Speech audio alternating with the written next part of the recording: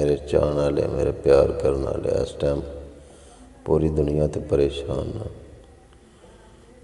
तुहाड़ियां दुआवां दे नाल मैं अलहमदुलिल्लाह अगे नालों ठीक हाँ, काफ़ी बेहतर है तबीयत। बहुत ज़्यादा परेशानी वेखण तो बाद अलहमदुलिल्लाह हॉस्पिटल तो वैसे घर असीं आ गए। हत्थ ते सट लगी, हड्डी फ्रैक्चर हुई, कोई टांके वगैरह लगे, चोट पेट ते लगी, पसलियां ते काफ़ी ज़्यादा इट्टां वजियां ने ना, जिसकी वजह तो मतलब सारा निज़ाम खराब होया ते गुजियां सट्टां बड़ियां ज़्यादा लगियां न।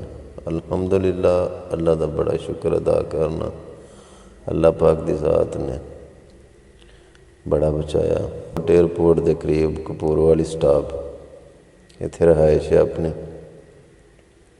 दूसरी साइड तो लारी अड्डे के करीब गोदपुर स्टाप है, वो नेड़े ही कपूर वाली स्टाप है जिथे अपनी रहायश है, कॉलेज रोड से ना नंबर ऑलरेडी चलता है।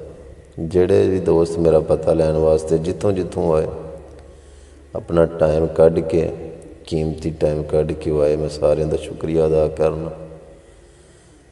ਜਿਹੜੇ नहीं पहुँच सके मैं उन्हों का भी शुक्रिया अदा करना, उन्हें कॉल ते राबता किया।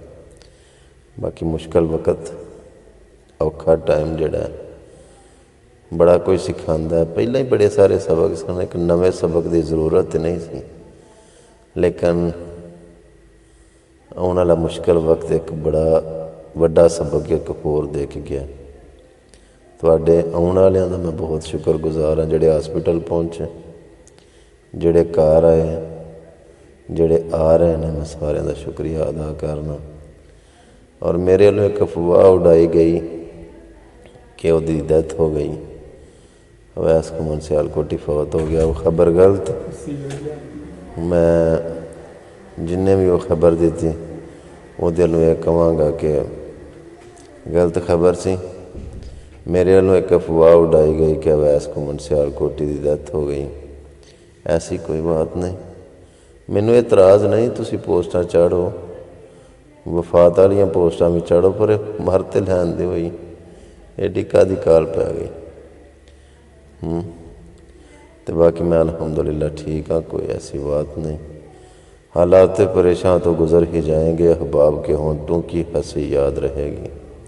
बाकी लम्मी गुफ्तगू नहीं मेरे को हो रही, फिर गल होगी। अपना बड़ा ख्याल रखें, जिथे जिथे भी मैनू सुन रहे हो, तुहाड़ियां दुआवां नाल मैं अगे नालों ठीक हाँ। अपना बड़ा ख्याल रखियो, मेरे वास्ते दुआ करें, इंशाअल्लाह जल्दी दोबारा मुलाकात है। अल्लाह हाफिज़, अस्सलाम वालेकुम वरहमतुल्लाह।